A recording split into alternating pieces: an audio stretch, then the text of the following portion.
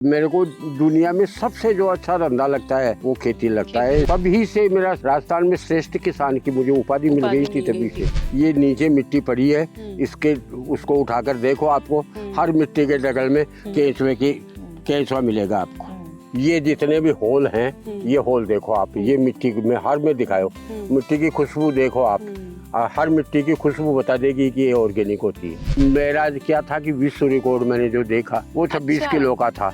दिमाग में ये था तो मेरे दिमाग में ये था कि 26 किलो जो इनका वेट है, उस वेट को मैं किस तरह से ऊपर जाऊं और ऊपर जा करके और विश्व रिकॉर्ड बनाऊं, ताकि मेरे देश का नाम पहले नंबर पर आए। लेकिन अमेरिका वाले हैं वो तो, जब मोदी जी की जहाँ नहीं चलती है तो जगदीश पारीक की क्या चलेगी वहाँ पर। हार नहीं मानी अभी। हाँ, हार तो कैसे मानूंगा। जब तक हर आदमी का जब तक जीवन होता है ना, वो कभी हार नहीं मानता। मुझे मालूम नहीं, लिम्का बुक में जब नाम आया तो मेरे पास तो गुप्ता जी ने लिम्का बुक पहुंचा दी थी। आगे तो क्या है, ये नदियां है ना, नदियों की वजह से पानी है, बाकी तो राजस्थान में सब जगह पानी नहीं है। आप जो कर रहे हैं वो नेचुरल आप नहीं, आप भी नहीं समझ रही इस बात को कि किसान को जो इस वक्त का जो भाव चल रहा है उसमें राहत किसान को मिलनी चाहिए, लेकिन उतनी राहत नहीं जितना किसान चाहता है। हमने तो 1964 से लेकर अब तक जहर खा लिया, लेकिन इन बच्चों की तरफ देखो जो हिंदुस्तान का फ्यूचर है, हिंदुस्तान का भविष्य है, इनमें क्या होगी। अगर यही परंपरा चलती रही तो समझो अस्त है सूरज भारत भाग्य के आकाश का।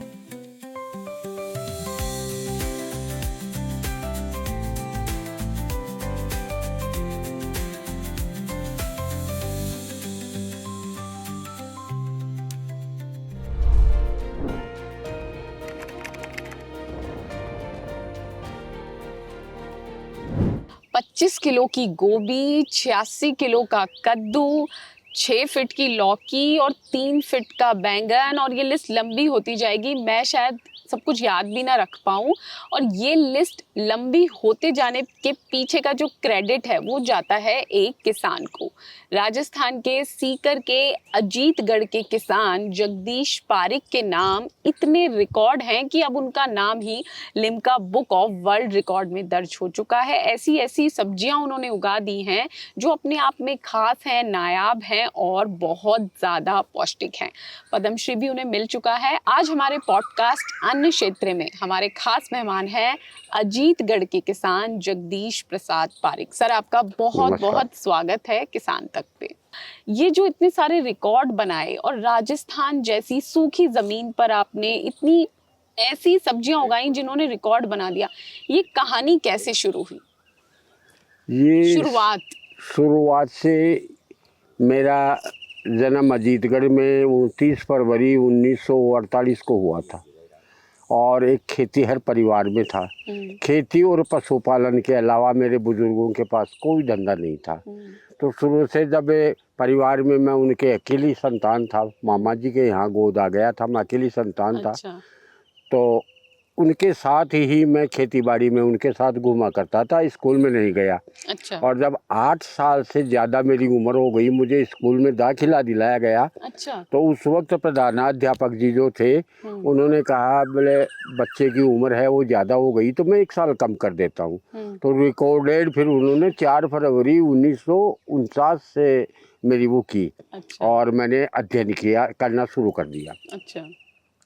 जब सन 1957 में पहले बार मैं पहले क्लास में मैंने दाखिला लिया, उसी साल से वो दाखिला लिया जुलाई में, और अक्टूबर नवंबर में हमारे फार्म पर पहले ओपन वेल था, तो ओपन वेल पर पानी से मूली वगैरह ये बोते, और मैं दीपावली के दूसरे दिन से जो मूली प्रचलन में आती है, आज तो हर सीजन में मूली खाई जाती है। पहले जब तक देवताओं को दीपावली के दूसरे दिन भोग नहीं लगता तब तक मूली नहीं खाते। तो दूसरे दिन से मैंने शुरू किया और सब्जी बेचना शुरू किया। तो शाम को मैं सब्जियां तैयार करता, सुबह बिक्री करता, और 9 बजे छुट्टी करके जिस भाव भी बिकती वो बेच करके स्कूल चला जाता, और दिन भर स्कूल में पढ़ाई करता, शाम को आता वापस सब्जियां तैयार करता। ये आप अपने मन से कर रहे थे या घर ये से? मेरे ऊपर कोई दबाव नहीं था। सबसे बढ़िया तरीका तो ये था कि जब बच्चे को पैसे का लालच मिल जाता है तो वो अपने आप करना शुरू कर देता है। देता है। तो घर वाले मेरे से वो पैसा लेते नहीं थे, और पैसा नहीं लेने की वजह ये थी कि उनके पास तो कोई कमी थी नहीं, और जब मैं कमा करके लाता था ज़्यादा से 8 आने 12 आने रोज़ के, तो वो मेरे से नहीं लेते। उस लालच में पड़ के मैंने क्या किया कि शाम को सब्जी तैयार करता, सुबह बेचता, पैसे अपने पास रखता, और मैंने चालू अपना शुरू से ही धंधा सेट हो गया था। सेट हो गया। और वो अभी तक है। अभी उन्होंने तक है। आखिरी वो जब तक 1990 तक रहे, मेरे से कुछ भी नहीं लिया। नहीं लिया।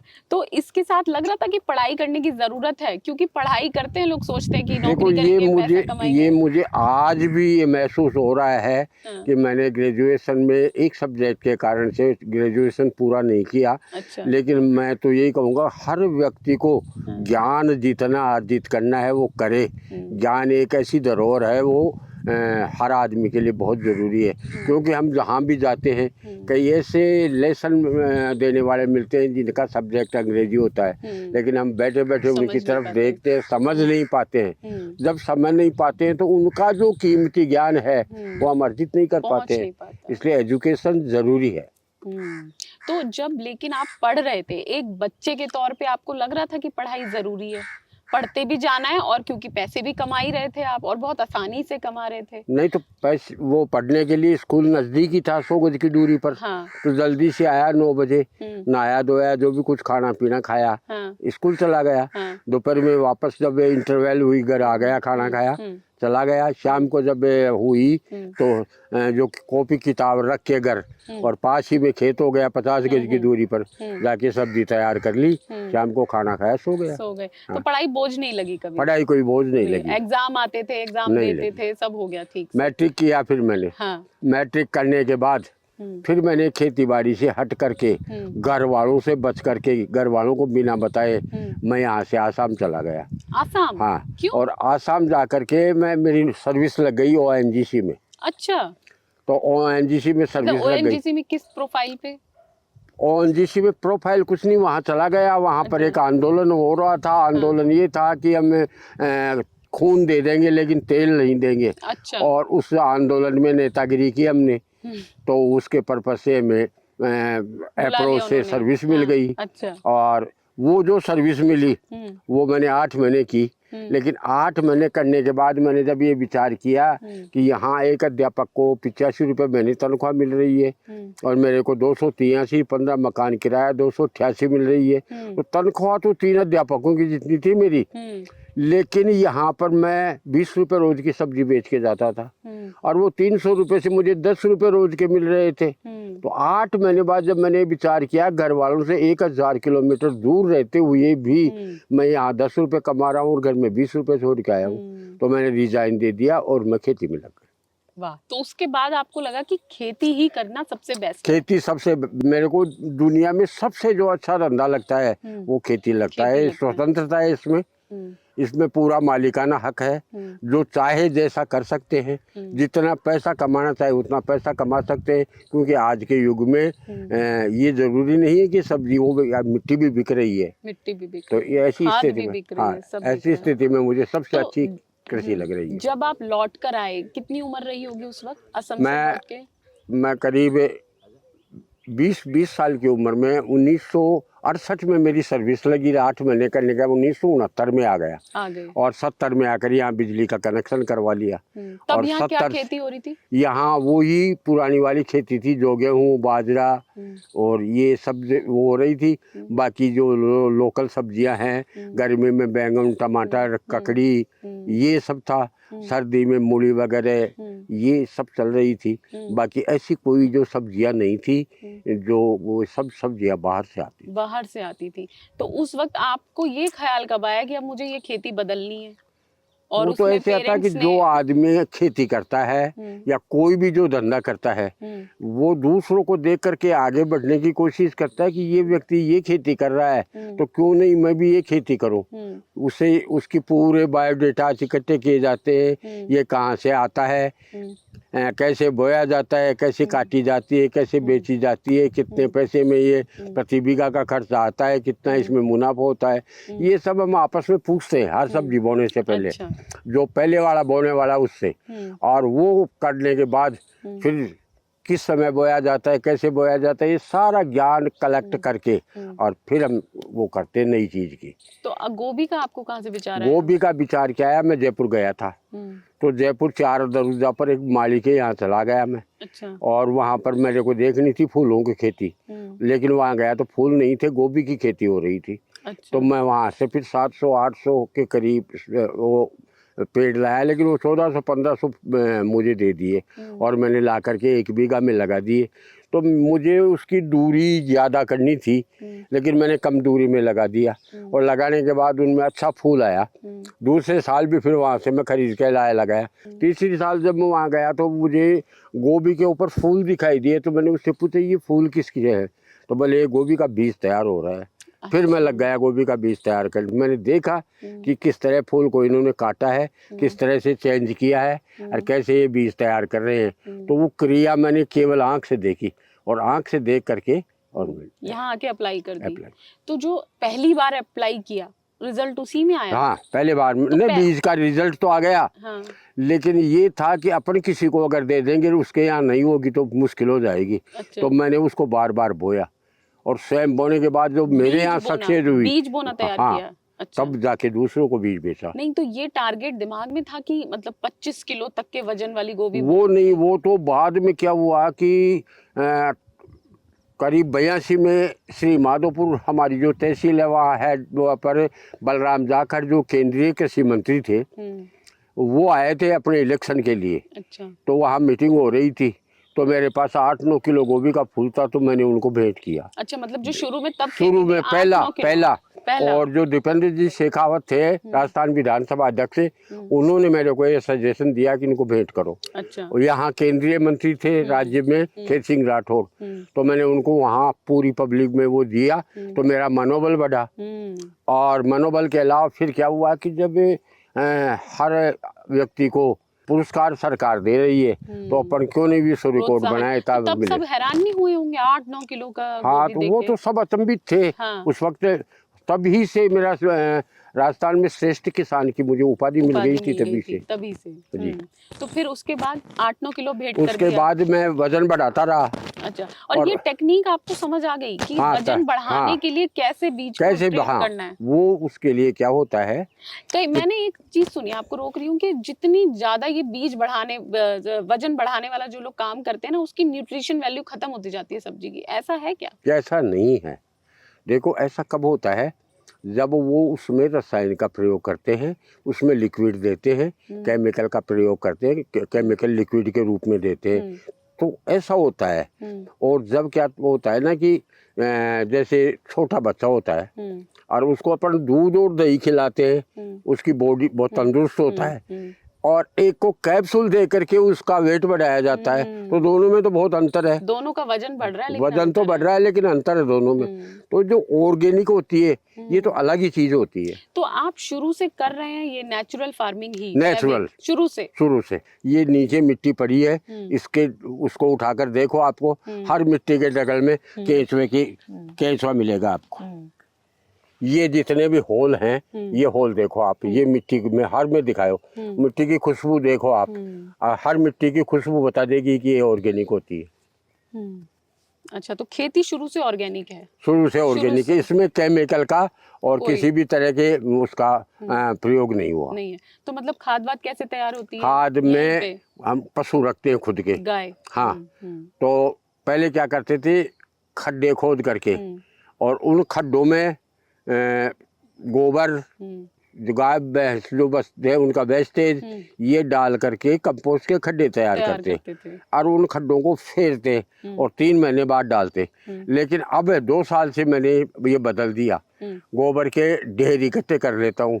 ढेर इकट्ठा करने के बाद जहाँ पानी का भराव होता है वहाँ से 2-4 ट्रॉली काली मिट्टी की लाते हैं। अच्छा। और ला करके पहले मिट्टी डालते हैं, उसके ऊपर गोबर मींगन डालते हैं।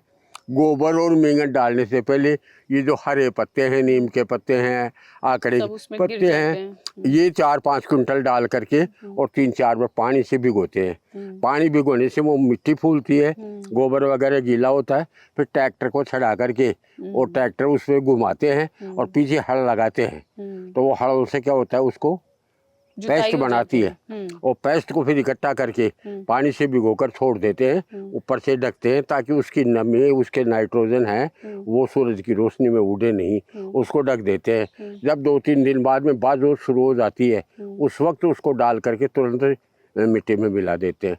तो उसमें जो डगड़े होते हैं वो जमीन में जो केंचुआ होता है, तो केंचुआ पत्ता खाता है, मिट्टी को खाता है, और वो जो बचते हैं उनको केंचुआ बड़े चाव से खाता है। केंचुआ बढ़ता है, केंचुए की संख्या बढ़ती है और केंचुआ मिट्टी को फर्टिलाइज करता रहता है। अच्छा, तो ये तो हो गया कि वजन बढ़ाने का सोच लिया, फिर एक सिलसिलेवार तरीके से और भी रिकॉर्ड बनेगी, फिर लंबी लौकी, कद्दू, ये सब क्या होता है, जैसे लौकी है और एक तो लौकी जमीन के ऊपर पड़ी हुई है, और एक लौकी को हम ऐसे वो जो पोली हाउस बनाया है, तो इधर से जब पोली हाउस का रनवे 20 फीट का होगा तो उसकी बेल को 20 फीट बढ़ेगी वो, तो बीच में जो स्पेस बने हुए हैं, ऐसे स्पेस बने हुए हैं, स्पेसों के बीच में से जब वो निकलेगी तो जब लटकेगी ना वो, तो उसका वजन लटकेगा, तो जो चीज लटकती है ना, चाहे लौकी हो वो अपने आप लंबाई पकड़ती है। हाँ, लेकिन उसमें हमें क्या करना पड़ता है, जो बेल है उसमें अलग से खाद वगैरह ये बना करके पानी में घोल के उसमें डाला जाता है, और वो डाल करके निराई गुड़ाई समय पर की जाती है। तो ये आइडिया खुद ही आते गए? ये जो आदमी काम करता है ना, जो कोई भी जो आदमी काम करता है, वो उसके सामने जो भी समस्या आती है वो हर समस्या समाधान साथ लेकर के आती है। तो जब उसके पास समस्या आई तो तुरंत वो देखेगा, उसको समाधान मिलेगा, वो समाधान मिलते ही वो आगे बढ़ जाएगा, समस्या खत्म हो जाएगी। और अब लौट के आऊं 25 किलो की गोभी तक कैसे पहुंचे? वो क्या हुआ, गोभी बोता रहा मैं। अब गोभी बोते बोते उसमें सेलेक्ट करता रहा। ये गोभी अब की बार है जो सबसे वेट इसका ज्यादा है, तो ऐसे 10-20 फूल ले लिए, उनका बीज तैयार किया। अगले साल फिर उस बीज से गोभी तैयार की, फिर उसमें से जो बड़ा फूल आया उसको सेलेक्ट कर लिया, फिर आगे ऐसे सिलेक्शन विधि होती है ना, तो उससे ये मतलब ग्रास रूट टेक्नोलॉजी बोलते हैं इसको। अच्छा, तो लेकिन टारगेट था कि वजन मतलब टारगेट तो ये था, टारगेट तो क्या होता है ना, कोई भी आदमी होता है उसको ये देखता है, पूछता मुझे 6 फीट ऊंचा जंप मारना है, तो वो ये तैयारी करेगा कि मुझे, मैं 4 फीट पर हूँ लेकिन मैं 6 फुट पर कैसे पहुँचूँ, तो जंप के लिए बार बार कोशिश करेगा। तो मेरा क्या था कि विश्व रिकॉर्ड मैंने जो देखा वो 26 किलो का था। दिमाग में ये था? तो मेरे दिमाग में ये था कि 26 किलो जो इनका वेट है, उस वेट को मैं किस तरह से ऊपर जाऊं और ऊपर जा करके और विश्व रिकॉर्ड बनाऊं, ताकि मेरे देश का नाम पहले नंबर पर आए। अच्छा, ये मेरा वो था। तो फिर विश्व रिकॉर्ड तो नहीं बना? विश्व रिकॉर्ड बन जाता। लेकिन क्या होता है कि एक अनसमझी होती है, मैंने बताया ना, शिक्षा बहुत जरूरी होती है। हर आदमी के प्रति शिक्षित होना बहुत जरूरी। मैं इतना शिक्षित था नहीं, और मैं करीब 26 किलो से ऊपर का फूल लेकर के गया। तो उस वक्त हमारे जो गवर्नर थे, कल्याण सिंह जी थे उत्तर प्रदेश के। अच्छा। वो यहाँ जयपुर में गवर्नर थे, तो मैं उनके यहाँ ले जा करके मैंने रख दिया। रखने के बाद मैंने कहा सर रिकॉर्ड तो मेरे को इसका बनाना है, और वेट इसका इतना है, लेकिन आप इसका वेट करवा लीजिए। तो बोला ठीक है, आप बैठो। हमें बिठा दिया, उसके पत्ते तोड़ के उसका वजन वो किया गया। अच्छा। तो वो 19-19.5 किलो के करीब हुआ। तो मेरे ये तो 19.5 किलो के करीब है, सारा आपने पत्ते तोड़वा दिए। जब मूली खरीदने जाते हैं तो मूली के पत्ते 7 आते हैं, तो इसके पत्ते 7 होने चाहिए। फिर पत्तों को अलग किया तो 27 किलो के करीब पहुंच गया। तो मैंने कहा कि 26 किलो का वर्ल्ड रिकॉर्ड था, मैं 27 पर पहुंच गया। बोले अब की बार कोशिश करो। अब तो मैंने तुड़वा दिया जो तुड़वा दिया। तो क्या हुआ? तो वो हुआ, लेकिन वो तो उनका तो कुछ नहीं हो गया। फिर बातचीत में मैंने साइंटिस्ट से बात की कि इस तरह से मेरे साथ ये हुआ। तो उन्होंने बोला वैसे भी आपका पहला नंबर तो वर्ल्ड में है ही। मैंने कहा वो कैसे? बोले अमेरिका वाले हैं, वो रसायन से खेती करते हैं, आप जैविक से करते हो। उनको संसाधन गवर्नमेंट मुहैया कराती है, आप अकेले करते हो। उनके पास पॉली हाउस है, आपके पास पॉली हाउस नहीं है। उनका बीज कंपनियों से लाया हुआ होता है, आपका बीज स्वयं का होता है। तो ऑर्गेनिक के हिसाब से इनका हिसाब 25 किलो 150 ग्राम वो कर ही नहीं सकते हैं, इसलिए वर्ल्ड रिकॉर्ड आपका होना चाहिए। लेकिन अमेरिका वाले हैं वो तो, जब मोदी जी की जहाँ नहीं चलती है तो जगदीश पारिक की क्या चलेगी वहाँ पर। तो ये ऐसे घालमेल हो गया। हाँ, तो अब रिकॉर्ड 25 किलो का अब नाम है 25 आपके। किलो 150 ग्राम का है, लेकिन मेरी कोशिश अभी चालू है। अभी चालू है। हाँ हार बिल्कुल। नहीं मानी अभी। हाँ, हार तो कैसे मानूंगा? जब तक हर आदमी का जब तक जीवन होता है ना, वो कभी हार नहीं मानता है। Limca book of world record में जब नाम आया, पता कैसे चला? नाम तो मुझे आया है मालूम आपका। नहीं, लिम्का बुक में जब नाम आया तो मेरे पास तो गुप्ता जी ने लिम्का बुक पहुंचा दी थी, अच्छा। और मैंने उसमें ना गुप्ता मेरे जी, बुक, अनिल गुप्ता जी अनिल गुप्ता, अनिल और गुप्ता। वो किताब लगी हुई, वो लगा हुआ था ट्रैक, हाँ, तब मैंने देखा। हाँ। बाकी मेरे को ये मालूम नहीं कि किस तरह से किस तरह उन्होंने से क्या हुआ? किया अनिल क्या गुप्ता नहीं। जी कहाँ के हैं वो बताइए, लोगों को पता ही नहीं है। अनिल, कौन प्रोफेसर है? अनिल के गुप्ता हैं। वो पहले आईआईएम में थे। इन्होंने कई ऐसी संस्थाएं बनाई हैं, और वो संस्थाएं उनके द्वारा बनाई हुई है। उनके द्वारा जो दीदी सेलेक्ट नेटवर्क। किसान हैं वो पूरे उसमें हैं, और किसान हित में गुप्ता जी ने बहुत अच्छा अपना काम किया। पूरा जीवन समर्पित कर दिया। और मैं ये कह सकता हूँ, आज तक हिंदुस्तान में गुप्ता जी जैसे अगर 5 भी आदमी हो तो जो खेती की ये जो दशा हो रही है वो दशा नहीं हो। लेकिन कई किसानों ऐसे से मिली हूँ, बहुत कम सब आदमी। नाम ले रहे हैं अनिल के गुप्ता का। हाँ, मैं उन्हें नहीं जानती, लेकिन किसानों के मन में उनके लिए इतनी इज्जत है, और किसानों को कई तरह के जो सम्मान मिले वो अनिल के गुप्ता जी ने मैं कह दिलवाए सकता हैं। हूँ कि किसानों के मसीहा हैं वो। मसीहा है। हाँ, हाँ। एक उन्होंने चीज। उन्होंने वास्तव में ये देखा है कि ये जमीन से जुड़ा हुआ किसान है, तो अपने आप उन्होंने उसको आगे आगे बढ़ाया है। बढ़ाया है। हाँ, किसान को और पता भी नहीं है और वो किसान के बता रहे पास अगर उसकी फसल बिगड़ रही है, कुछ नहीं है, हैं। तो अपने जैसे हनी बी नेटवर्क है उनका ही, उनका ही। हाँ। सृष्टि है उनकी सृष्टि ही, उनका है। और एनआईएफ भी उन्होंने ही तैयार किया था, हम्म। नेशनल इनोवेशन हाँ। फाउंडेशन। लेकिन उसमें सरकार का वो था, उनके पहले वो ही थे चेयरमैन, लेकिन अब उन्होंने छोड़ दिया क्योंकि उम्र ज़्यादा हो गई, वो ज्यादा हो छोड़ गई। दिया। लेकिन उससे उस किसान की मदद करते, और कृषि क्षेत्र में नहीं, पशुपालन में भी था उनका, कुटीर उद्योग वाले भी हैं और भी हैं। तो ऐसे बहुत से करीब एनआईएफ से जुड़े हुए 800 आदमी पूरे हिंदुस्तान में हैं जो आज भी गुप्ता जी का अनुसरण कर रहे हैं, और हर में गुप्ता जी की स्थिति ये नहीं है वो चल सके। और क्या दूसरी एक और बताऊं मैं, गुप्ता जी के श्रीमती जी जो थी वो बीमार अवस्था में थी। अच्छा। उनकी सेवा करना बहुत जरूरी था, और वो छोड़ नहीं सकते। लेकिन जब किसानों का काम होता, मीटिंग होती, तो वो 4-4 दिन तक घर नहीं जाते। ऐसे व्यक्ति थे वो। थे नहीं, हैं, आज हैं, आज हैं। हाँ। एक चीज और मन में आ रही थी कि गोभी कोई ऐसी फसल तो है नहीं कि सूखे में उग जाए, पानी ना लगे। गोभी उगाने में ठीक ठाक पानी लगता है, और राजस्थान में ये सीकर, पश्चिमी राजस्थान का एरिया, पानी कम होता है, आप खुद बता रहे थे। तो यहाँ पे गोभी आपने लगा ली उत्साह में, या पूरा पानी वाली व्यवस्था पे कभी ध्यान नहीं गया कि इस जगह, क्योंकि आपने तब से पहले लगाई, जब तब तो और सूखा पड़ता था। जब मैंने गोभी लगाई ना, 1990 तक पानी था। पानी ठीक था, कोई हाँ, दिक्कत नहीं थी। कोई दिक्कत।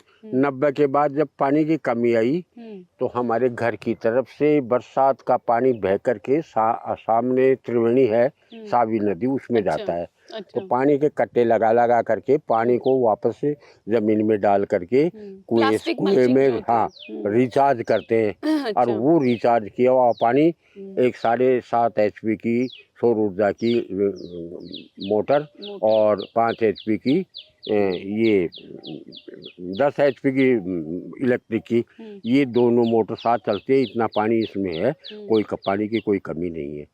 पहले बात तो ये। तो आप ये पूरे पश्चिम राजस्थान के लिए बोल रहे हैं या अपना एक्सपीरियंस बता रहे हैं? क्योंकि यहाँ नहीं, तो एक ही पूरे बात है कि राजस्थान में पानी नहीं, की ये कमी है। पश्चिमी राजस्थान, आप यहाँ से आगे बाड़मेर तक चले जाओ, पानी की कमी है। हाँ, हाँ। आगे तो क्या है, ये नदियां है ना, नदियों की वजह से पानी है, बाकी तो राजस्थान में सब जगह पानी नहीं है। तो जो आप वाटर रिचार्ज की बात कर रहे हैं, ये वहाँ हो जाएगा जिन जगहों सब पे जगह पानी? हो रहा है। गवर्नमेंट ने पौंड बना दिए, पौंड बना करके बरसात के पानी को पौंड में इकट्ठा करके लोग खेती कर रहे हैं। और ये सही तरीका है सही और आगे तरीका चल है वो, सकता है। जिन किसानों के पास पीने के लिए पानी नहीं था। पश्चिम राजस्थान में तो पहले से भी क्या था, खेतों में सफाई करके और बरसात के पानी को कलेक्ट करके टांकों में डाल करके और वो किया करते थे, और वो पानी 1 साल तक पीते थे। अच्छा, पीते थे पहले, हाँ, पीते थे। अच्छा। आज भी बरसात का पानी पीते हैं पश्चिम राजस्थान में तो पानी है ही नहीं। पानी है नहीं, हाँ। बरसात का इकट्ठा करके हाँ। पीते हैं। तो इसके बाद जब कहानी आगे बढ़ी तो फिर आपने क्या सोचा आगे करने का? गोभी उगा ली, रिकॉर्ड बना या जिस तरह का नहीं गोभी बना? उगाई, क्योंकि गोभी पद्म श्री तक आप पहुंचे बीच के गोभी सफर में नहीं, गोभी के साथ में सीजनेबल खेती करता खेती था। करते थे। हाँ। गोभी तो मेरा मुख्य था ही, लेकिन गोभी के साथ कद्दू, खरबूजे, तरबूज, अच्छा, टिंडा, सब। बैंगन, चुकंदर, ये सब करता। गेहूं धान कभी नहीं लगाया? गेहूं धान इतना ही लगाया ताकि मेरे मवेशियों के लिए चारा हो जाए, मेरे परिवार के लिए गेहूं हो जाए। अच्छा। और गेहूं में भी मैंने ज़्यादातर मोटा अनाज करने की वो की है, क्योंकि ये जो गेहूं वगैरह है ये हम लोग कम खाते हैं। कम खाते हैं, सेहत के लिए भी सही नहीं हाँ, बता रहे सेहत के लिए भी सही नहीं।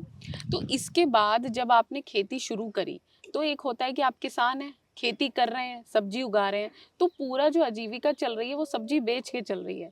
सब्जी का रेट सही मिल रहा है मार्केट में? मार्केट बाजार की में कोई सही दिक्कत मिल रहा नहीं है, इतना है शुरू कि से? ये ऑर्गेनिक के हिसाब से सही नहीं मिल रहा है। मैं वही पूछना चाह रही हूँ क्योंकि ऑर्गेनिक उगा का जैविक मार्केट रहे नहीं है, नहीं है, नहीं है, कहीं नहीं है। कहीं नहीं है। सरकार प्रचार तो कर रही है कि हाँ। प्राकृतिक खेती करें, हाँ। प्राकृतिक उगाएं, हाँ। लेकिन उसमें मेहनत ज्यादा है, हाँ, उसका दाम ज्यादा नहीं मिल रहा। हाँ। आपकी क्या स्थिति है और इसके बारे में आप क्या देखो, बोलोगे? सब यही कह रहे हैं। मेरे को सबसे बढ़िया फायदा क्या है, एक किसान जो गोभी बाता है उसका आधा किलो पौन किलो का फूल आता है, और मैं जो बाता हूँ वो 10 किलो से ऊपर का आता है।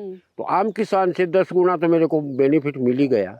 तो मैं आगे ये कोशिश भी नहीं करता हूँ कि जैविक का पैसा मुझे मिले, क्यों हर तरह का ही फिर मैं अकेला थोड़ी ले लूंगा, और किसानों को भी तो मिले। तो मैं तो खुश हूँ। नहीं, बेचते कैसे हैं? मेरा मसला ये है कि आप फसल उगा रहे हैं, फसल ने आपकी रिकॉर्ड बना लिया, अब आपको पैसा तो कमाना है ना, जो आप उगा रहे हैं बेचने के लिए, अपने खाने के लिए तो इतनी खेती नहीं होती। तो बेचने वाले जो मार्केट यहाँ से मंडी में लेके जाते हैं, यहीं पे पास में हाँ। और मंडी में ट्रैक्टर में भर करके ले जाके खड़ी कर देते हैं। हाँ।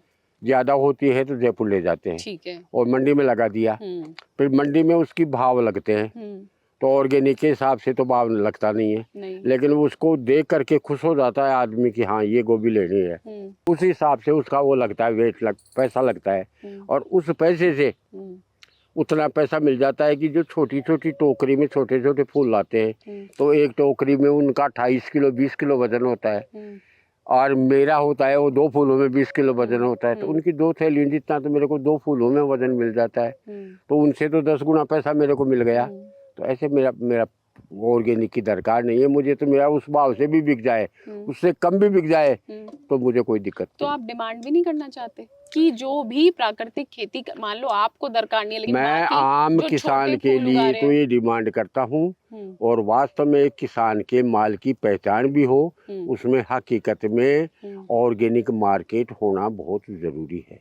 मेरा तो हो गया, लेकिन आम किसान जो ऑर्गेनिक कर रहा है ना, उसके लिए अगर मार्केट नहीं मिलेगा तो फिर जब खाने वाला नहीं मिलेगा तो प्रोडक्शन करके किसान क्या करेगा। इसलिए मार्केट होना बहुत जरूरी है। बहुत जरूरी है। इस पे अभी सरकार की तरफ से कोई सरकार की तरफ से कुछ नहीं है, सब ये परेशान है। 2 चीजें हैं सर, ऑर्गेनिक और नेचुरल, 2 चीजें हैं। मुझे लग रहा है कि इसका डिफरेंस बहुत ज्यादा समझ नहीं आया लोगों को अभी तक, किसानों को भी। देखो आप जो कर रहे हैं वो नेचुरल आप नहीं आप भी नहीं समझ रही इस बात को।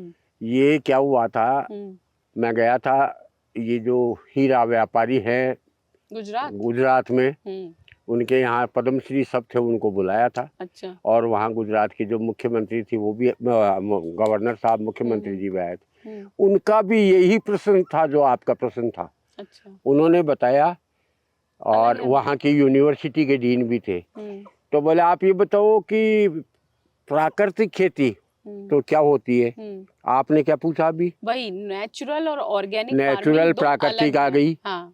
और जैविक है, जो जैविक है। जैविक खेती वो होती है जिस खेती में जीव की सहायता से हर काम को किया जाता है, और जीव को बचाते हुए, जीव जो लग रहा है ना, उस जीव को बचाते हुए फिर अपनी सब्जी को बचा करके तैयार करे, वो तो होती है जैविक खेती। ठीक। एक होती है प्राकृतिक खेती। प्राकृतिक खेती में किसान को ना तो बीज डालना पड़ता है, ना उसमें पानी डालना पड़ता है, न उसकी देख रेख करनी पड़ती है, न उसमें किसी तरह की दवाई का कुछ नहीं करना पड़ता है। तो प्राकृतिक खेती के मैं बता रहा हूँ प्राकृतिक खेती क्या क्या होती है। तो बिना बीज की जैसे फसल बिना बीज की मैं बता रहा हूँ, पहाड़ में थुअर होती है, उसकी पत्तियां होती हैं, सेंधने की पत्ती होती है, ग्वार पाठा प्रकृति से मिलता है, ग्वार पाठा होता है, कैर प्रकृति से मिलता है, कैर होता है, जांटू में सांगरी लगती है, टीकर में पाथड़ी लगती है। तो जो चीजें हमने बोई नहीं लेकिन फिर भी वो लग रही हैं, वो तो हैं प्राकृतिक खेती। और जो हमने बोई है और बोने के बाद उसकी मतलब मेहनत की है और मेहनत करके हमने जो तैयार किया है और वो जीवों को बचाते हुए किया है, वो है जैविक खेती। आपने जो बताया मुझे समझ आया, लेकिन मैं मिली NCONF के डायरेक्टर से, national centre for organic and natural farming जो सरकार ने बनाया, वहाँ पे मैं मिली और वहाँ पे पूरा प्रोसेस हो रहा है कि ऑर्गेनिक खेती का सर्टिफिकेट अलग दिया जा रहा है किसानों को, नेचुरल फार्मिंग का सर्टिफिकेट अलग दिया जा रहा है। और उनसे भी मैंने ये अंतर पूछा, वो अंतर अलग बताया गया। क्या बताया गया? उन्होंने ये बोला कि नेचुरल फार्मिंग वो है जिसमें आप कुछ भी खरीद नहीं रहे, बाहर से कुछ नहीं खरीद रहे, लेकिन जैविक खेती जो ऑर्गेनिक फार्मिंग है उसमें आप बायो कंपोस्ट बाहर से भी खरीद रहे हैं। ये बात मैं आपको बता रहा हूँ, वही उन्होंने बताई है। थोड़ा थोड़ा फर्क वो आ रहा है। फर्क कुछ नहीं है। नेचुरल खेती में हमने बीज नहीं डाला। नहीं तो नेचुरल खेती तो हम कर ही नहीं रहे, वो तो हो रहा है। आपको मैं सुनो, नहीं डाला, फर्क बता रहा हूँ दोनों का। नेचुरल में हमने न बीज डाला, न हमने कहीं पेड़ लगाया, न कोई हमने जगह निश्चित की, न उसकी देख रेख की, न उसमें वो तो प्रकृति में हो गया और प्रकृति की सौगात है। और जैविक है, उसमें हमने बीज खरीदा, पानी दिया, निराई गुड़ाई की, तो ये दोनों तो अलग अलग हो गए।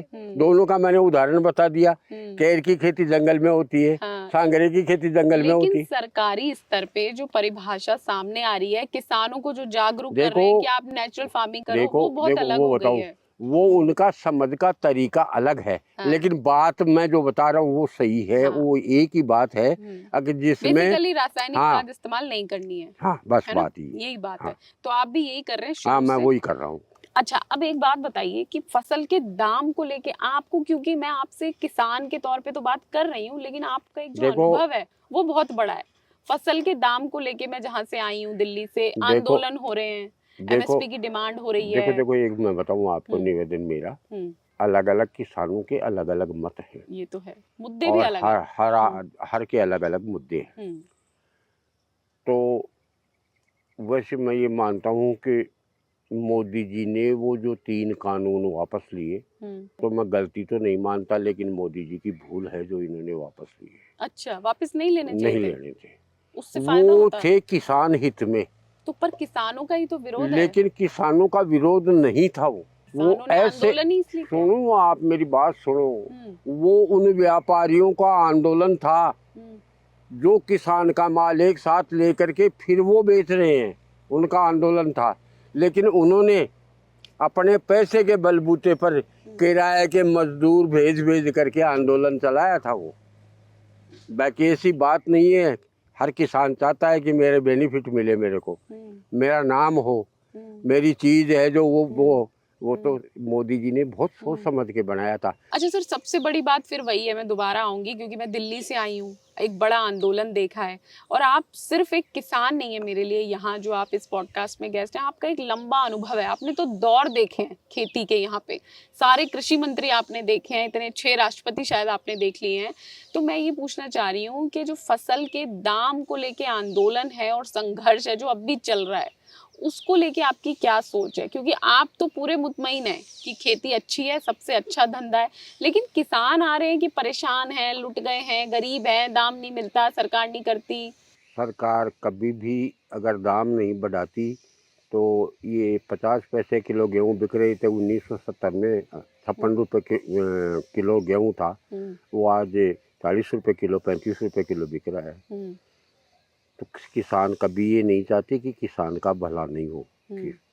लेकिन एक क्या होता है कि एक ऐसा वो होता है जिसके अनुसार किस परसेंटेज पर आपने को कितना बढ़ाया जाए।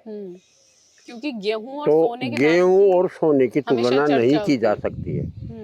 सोने और चांदी की तुलना भी नहीं की सकते कि सोना एक 10 अलग है। ग्राम का अलग पैसा है तो उतने में ही 1 किलो चांदी का है, तो वो नहीं किया जाता है। तो वैसे तो चारे का भाव बढ़ गया है नहीं, किसान का, बराबर वो नहीं, लेकिन एक हाँ ये तुलना। जरूर है कि किसान को जो इस वक्त का जो भाव चल रहा है उसमें राहत किसान को मिलनी चाहिए, लेकिन उतनी राहत नहीं जितना किसान चाहता है, अच्छा, उतनी नहीं मिलनी उतनी चाहिए। नहीं मिलनी चाहिए। क्यों?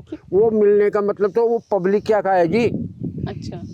जिस व्यक्ति को इस वक्त जो तनख्वाह मिल रही है, वेतन आयोग जो लग रहे हैं उनमें वेतन आयोग के हिसाब से मिल रहे हैं। आपको 30 रुपए किलो गेहूँ मिल रहे हैं और जो ही वो पे बढ़ेंगे आपको 50 रुपए किलो गेहूँ मिलेंगे, तो हमारे को तो फायदा हो गया, लेकिन आप पब्लिक को क्या फायदा हुआ? आपको क्या फायदा हुआ? लेकिन और पब्लिक को ध्यान में रखते हुए ये काम किया जाता है।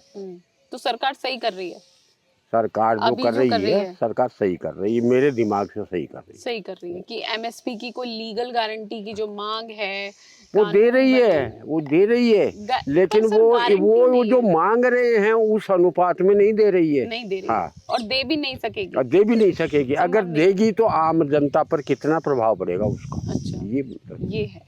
तो किसान पिस रहा है, किसान गरीब है, ये बातें आपको सही लगती हैं? देखो, ये तो एक मुहावरा बन गया। हाँ, हमारे दिमाग में ये किसान आपके गरीब है। दिमाग में नहीं, हर आदमी के के दिमाग में हाँ। एक ये मुहावरा बन गया, किसान गरीब है। गरीब है। ये वास्तव में सही है। बाकी किसान है जो अन्नदाता है, वो नहीं उगाएगा तो हम तो मर जाएंगे। भगवान जो देता है किसान को देता है और किसान पूरी पब्लिक में देता है। थोक व्यापारी तो किसान ही हो गया ना। हाँ। कपड़ा आपको दिया, किसान ने दिया। हर चीज जो प्रकृति से पैदा करके देता है वो किसान पैदा करता है। और फिर ये आप कह रहे हो किसान गरीब है, आप सब कुछ उससे लेकर के आप उसको फिर वही परिभाषित करें ये गरीब है किसान। पर मैं उससे किसान सब कुछ गरीब ले रही नहीं हूँ, है, उसे दे नहीं रही किसान गरीब नहीं है, किसान को गरीब बनाया जा रहा है। क्यों बनाया जा रहा है? उसे हाथ बटा के अनुदान दिया जा रहा है। ना दे सब्सिडी, सब्सिडी ये पीएम ऐसे किसान सम्मान निधि, सब ये सब चीजें आप दो, ये नहीं कह रहा हूँ मैं मत दो उसको, दो, लेकिन जो जिस चीज की उसको आवश्यकता है वो दो। किस चीज की आवश्यकता है? हर जैसे पाउंड की आवश्यकता थी, सरकार ने पाउंड दिया, बहुत बढ़िया किया।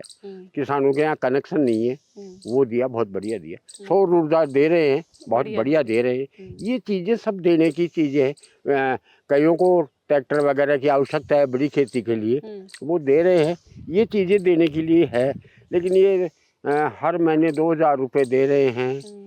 हर किसान जो खुद गेहूँ पैदा करने वाला है उसको 10 किलो गेहूँ प्रति आदमी के हिसाब से हर महीने दे रहे हैं। तो ये किसान को दे रहे हैं, ये प्रलोभन दे रहे हैं, ये गलत है। ये उन व्यक्तियों के लिए है जो परिवार में 3 और 4 आदमी हैं, उसके कोई कमाने वाला नहीं है, वो भीख मांगने के लिए मजबूर हो रहा है। उस आदमी को सरकार हेल्प करे तो वो क्या है कि अपना जीवन आसानी से काटे, लेकिन उसको जीवन नहीं काटने देते हैं। ये जो मीडिएटर है वो भग करके वो ले लेते हैं। आपकी जमीन है 100 बीघा, आप जमीन नहीं बोते, हम 3 भाई मिलकर के आपकी जमीन बोते, लेकिन जब अकाल पड़ गया तो वो पैसा मिलेगा जमीन वाले को, आपको मिलेगा, वो हमें मिलना चाहिए, हमें मिलना चाहिए। क्यों? आपकी तो जमीन है वो है ही है, लेकिन हमने जो पैसा लगा दिया, 1 साल तक मेहनत की, हमें क्या मिला? हमारे बच्चे भूखे रह गए। तो वो इनका जो तरीका है उसको उसमें बदलाव करना चाहिए। बहुत अच्छी बात आपने बताई है। और अगर मैं अब आपके बारे में बात करूं, आपको रिकॉर्ड बन गए सब्जियों के, पद्मश्री मिल गया, Limca book of world record, अब भी वही ऊर्जा से आप काम कर रहे हैं, आगे की क्या सपने, क्या देखो, मैं कोई हैं? सरकारी कर्मचारी तो हूँ नहीं कि 60 साल के बाद मेरी पेंशन रिटायरमेंट, मेरे को नहीं मिलेगा रिटायरमेंट। मन नहीं करता और मैं चाहता भी नहीं हूँ रिटायरमेंट मिले। नहीं चाहता। इस उम्र में मैं यूनिवर्सिटी में जाता हूँ, MSc AG तक के बच्चों को लेसन देता हूँ। अभी परसों भी यूनिवर्सिटी जाके आया हूँ यहीं पास में, और मेलों में जाता हूँ KVK के माध्यम से, दूरदर्शन के माध्यम से 100 से ज़्यादा मैंने टीवी प्रोग्राम दे दिए, 100 से ज़्यादा दूरदर्शन पर प्रोग्राम दे दिए और खूब प्रोग्राम दिए हैं।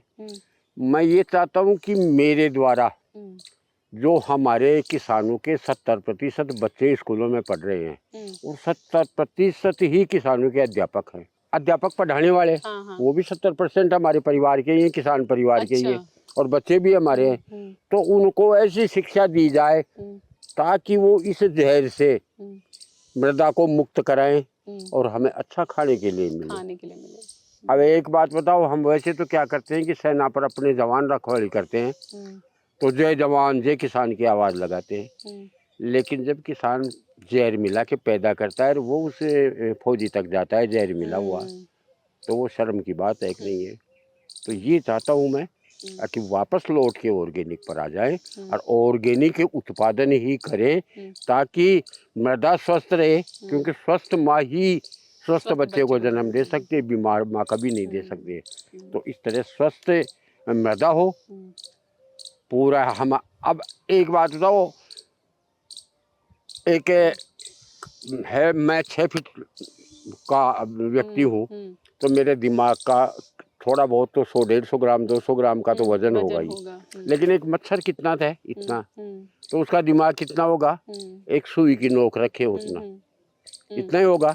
लेकिन उसकी थिंकिंग कितनी है, वो उस पर आप विचार करो। कहा है कवि ने कि mosquito lay their egg in neat and clean water but he live in dirty rain and standing water. मच्छर अपने बच्चों को शुद्ध साफ पानी में अंडे देता है बच्चों के लिए, लेकिन वो गंदी नाली में ठहरे हुए पानी में रहता है। वो फ्यूचर की समझता है कि मेरे बच्चे आगे होंगे, वो स्वस्थ रहे कम से कम। मैंने तो जिंदगी मेरी कैसी निकल गई वो निकल गई। तो हमने तो 1964 से लेकर अब तक जहर खा लिया, लेकिन इन बच्चों की तरफ देखो, जो हिंदुस्तान का फ्यूचर है, हिंदुस्तान का भविष्य है, इनमें क्या होगी। अगर यही परंपरा चलती रही तो समझो अस्त है सूरज भारत भाग्य के आकाश का, कुछ नहीं बचेगा, फिर खत्म है काम सारा।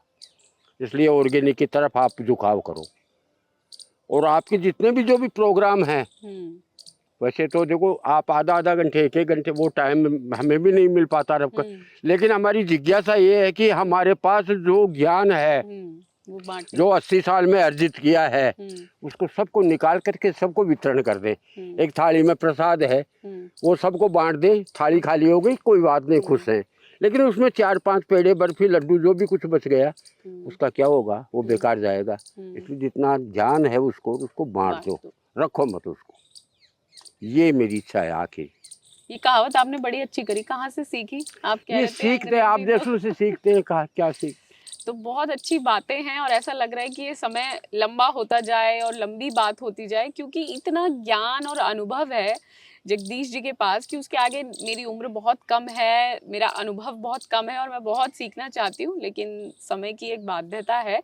तो उनसे मैं अभी रुखसती लूँगी और आपसे भी, और अगले मुलाकात होगी, अगले पॉडकास्ट में फिर आपसे मुलाकात होगी एक ऐसी ही नई शख्सियत के साथ। आप देखते रहिए किसान तक।